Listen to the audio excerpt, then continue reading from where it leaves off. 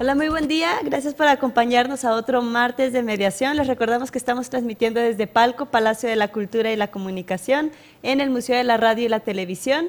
Me acompaña el día de hoy en este set de grabación Diana Laura Alvarado. Diana. Muchas gracias, Minerva. Ya ratito que no estábamos juntas y Así bueno, es. estoy muy contenta de estar el día de hoy en este set con mi compañera Minerva y por supuesto un gran personaje en estos temas que son la solución de conflictos. Blas Jasso, bienvenido.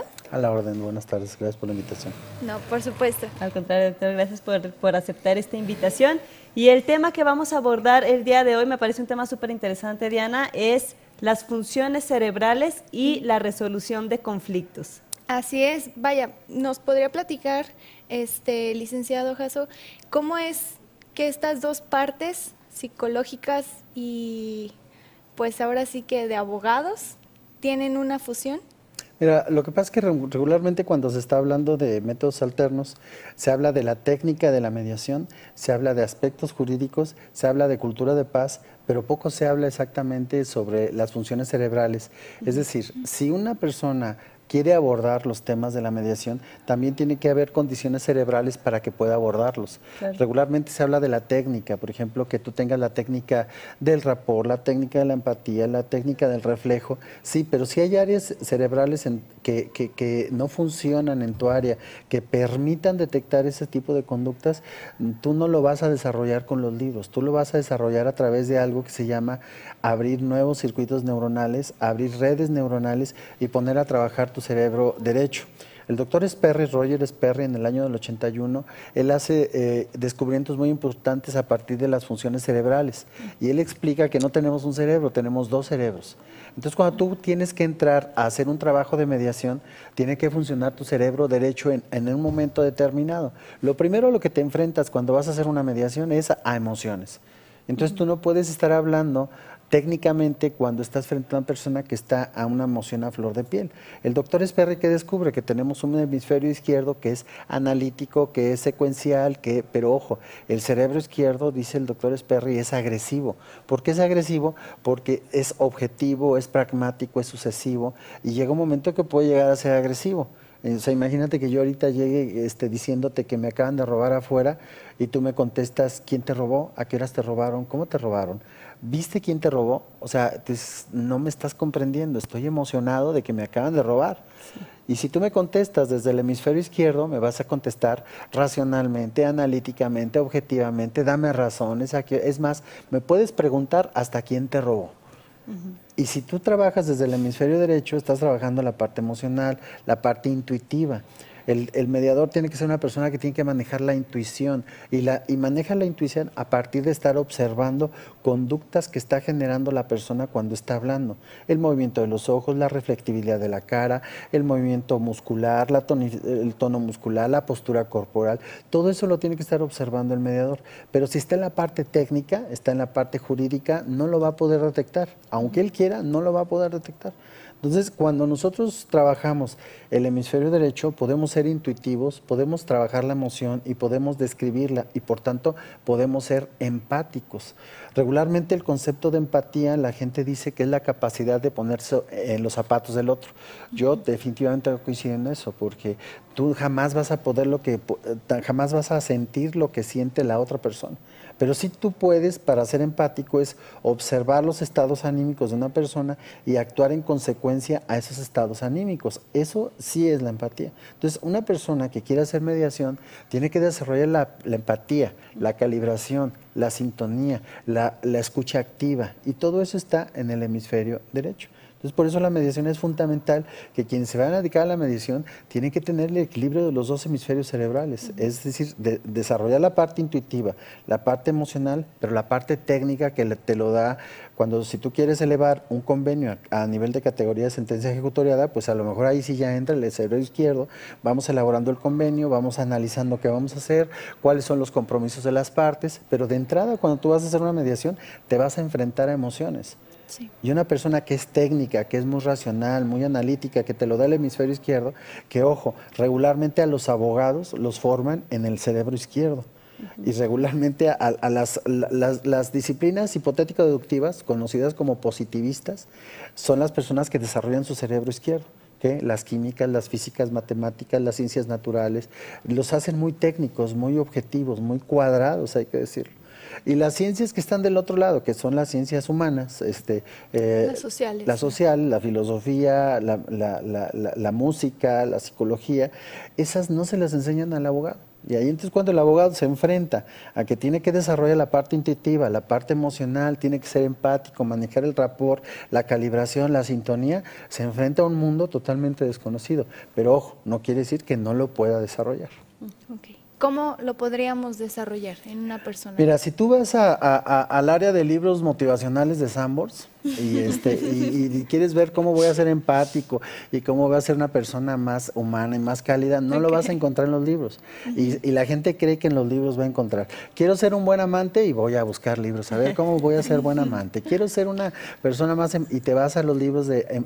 no, la única manera de desarrollar el cerebro derecho es a través de la actividad física, que es el deporte, qué es la música, qué es la danza, el movimiento, qué es todas las actividades que tienen que ser conocidas como serendípicas. La serendipia es un aprendizaje que se da de manera no premeditada, se da de manera espontánea y se da en condiciones no necesariamente científicas. Es decir, tú agarras una bicicleta y aprendes serendípicamente lo que es el equilibrio, lo que es el control del dominio de las fuerzas, lo que es una serie de habilidades las desarrollas serendípicamente.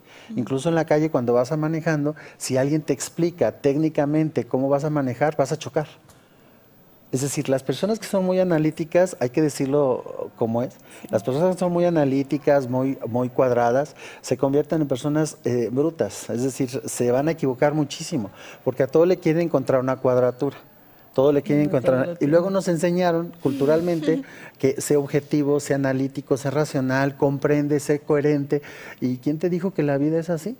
La vida también es espontaneidad, es creatividad, te enfrentas a cosas que no te esperabas, en la mañana sales y no sabías que te va a tirar la caca un pájaro en la cabeza y qué vas a hacer con eso, o te enojas. Entonces, las personas que son muy analíticas, muy hemisferio izquierdo, cuando se enfrentan a situaciones espontáneas de la vida, se paralizan, se enojan, se desestructuran, y es ahí lo que precisamente es el trabajo del hemisferio derecho. La intuición te la da ese hemisferio derecho, que probablemente te enfrentes a situaciones que no sabías que te ibas a enfrentar. Okay. Entonces imagínate tú muy analítico desde el cerebro izquierdo y de repente te enfrentas a una persona que está llorando. ¿Qué vas a hacer? Y le vas a decir, oiga, a ver, no llore, a ver, cálmese, contrólese. Necesito que Pues, deje de ¿qué te llorar. pasó? Necesito que de llorar, ¿no? O típico, ¿no? Y una persona llega muy emocional y te dice, oiga, se me acaba de perder la cartera. Y tú le contestas racionalmente, ¿dónde? Ah, sí. No hallo mis llaves, recuerda dónde las dejaste. Pues claro, y entonces una persona que no tiene dominio de estos dos hemisferios cae en errores de comunicación muy serios, muy serios, que se puede convertir en una persona agresiva. Es decir, tú puedes llegar a un funeral desde una perspectiva racional, analítica del cerebro izquierdo y puedes preguntarle a la persona, oiga, ¿qué pasó? ¿Cómo estuvo? ¿Se murió? ¿Le dolió? O puedes llegar empáticamente desde un cerebro derecho y le pones la mano en el hombro. Y con eso ya es más que suficiente. Entonces, te digo, vivimos en una cultura que te piden ser racional, objetivo, analítico, búscale razón a las cosas, objetividad, y cuando te enfrentas a la vida espontánea, no sabes cómo actuar. Como decimos en el argot popular, no matas un chango a nalgadas, ¿no? Ok. Así es. Muy bien. Y es donde nos dice, doctor, pues que de repente la persona se vuelve agresiva. Cuando ya no sabe, se le salió como la situación de su estructura mental en la que teníamos, nos volvemos agresivos y eso puede afectar mucho en la mediación. En las relaciones humanas, en la mediación, en cualquier actividad espontánea. Entonces el doctor Sperry, o lo que dicen los neurólogos, la única manera de activar tu cerebro derecho es a través de lo que se llaman las redes neuronales. Es decir, generar circuitos en el cerebro nuevos. ¿Cómo los haces? Esta es una neurona, esta es otra neurona, y hay algo que se llama axón, los une a través de algo que se llama sinapsis. Se les llama sinapsis. Entonces, cuando yo estimulo esta neurona y esta neurona, van a generar que estos dos axones se empiecen a mover y se conecten. Cuando se conectan, se genera este circuito neuronal y es cuando logras algo nuevo. Es decir, la única manera de activar tu cerebro derecho es haciendo cosas espontáneas, cosas nuevas. Mucha gente cree que leyendo por el solo hecho de leer se hacen gentes inteligentes. Y en los nuevos paradigmas de la ciencia ya vemos que una persona que tiene información no necesariamente es inteligente, tiene datos. Entonces escuchamos hablar a una persona que tiene un léxico muy depurado, una retórica impresionante, pero tú los ves en su vida emocional cuadrados, rígidos, técnicos, poco sensibles. ¿Por qué? Porque bueno, antes se pensaba que si tú sacabas 10 en química, en física o en matemáticas, eras alguien inteligente. Hoy sabemos que alguien que tiene datos no necesariamente tiene muchos atributos de inteligencia, tiene información. Entonces nos podemos topar con una persona que está en el mercado vendiendo jitomates y puede tener una inteligencia social más desarrollada que una persona que tiene títulos de nobleza, o sea, maestrías, doctorados. Una persona que tiene títulos de nobleza puede tener información, pero en su inteligencia social, en la inteligencia musical, en la inteligencia de relacionarse, le cuesta mucho trabajo. Entonces el mediador tiene que tener equilibrio de esos dos hemisferios. La habilidad de la empatía, de acercarte a la gente, pero la habilidad técnica de elaborar un convenio para poderlo llevar a un órgano jurisdiccional que le dé un formato jurídico y le dé una viabilidad a ese convenio. Por eso es importante que el mediador tenga equilibrio de esas dos estructuras que tiene en su cerebro. De esos dos cerebros que tiene. De esos dos cerebros. Y te digo, y culturalmente se le da mucha. Y también otra cosa, al hombre se le desarrolla mucho el hemisferio izquierdo. El hombre no puede llorar, y si lo ves llorar, no llora, no sea marica, etcétera. Pero después, cuando ya en la vida práctica una mujer le dice, oye, sé sensible, pues es que al hombre no lo enseñaron a ser sensible, lo enseñaron a ser focalizado, ojo. Entonces, el cerebro izquierdo es focalizado. Entonces te enseñan en la vida a que seas focalizado. Pero ¿qué pasa con todo lo que está alrededor? Entonces, el cerebro izquierdo ve el árbol, el cerebro derecho ve el bosque. Okay.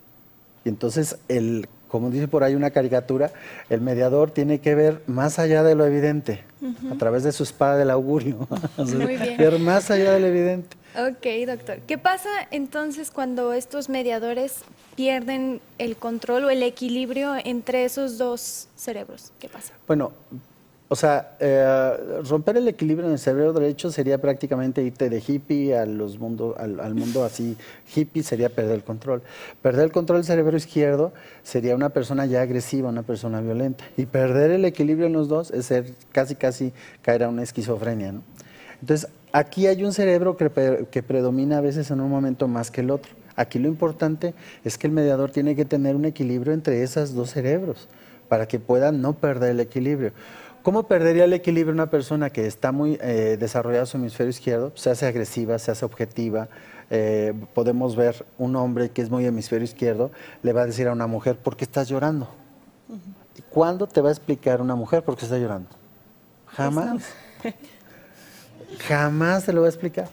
¿Me explico? Pero a veces la mujer le desarrollan más el hemisferio derecho, le desarrollan más las emociones, más la intuición. Entonces cuando le pides a una mujer que se focalice, que se concentre, que trate de tener objetivos, le cuesta mucho trabajo. Entonces por eso jamás te debes de interferir entre el control remoto de una tele y el hombre, porque el hombre es focal, está trabajando con la televisión y el control es focal. Y la mujer es holística, el cerebro derecho es holístico, o sea, la mujer puede. Ahora, por eso la mujer tiene más habilidades humanas, porque como a la mujer se le desarrolla el hemisferio derecho, se le permite que vea los fenómenos de manera holística. La mujer ve, vas a una fiesta y la mujer ve, te hace un escaneo de todo, cómo te sientas, qué ves, a dónde ves, cómo respiras, tu cara, reflectividad, movimientos oculares, todo lo está viendo la mujer.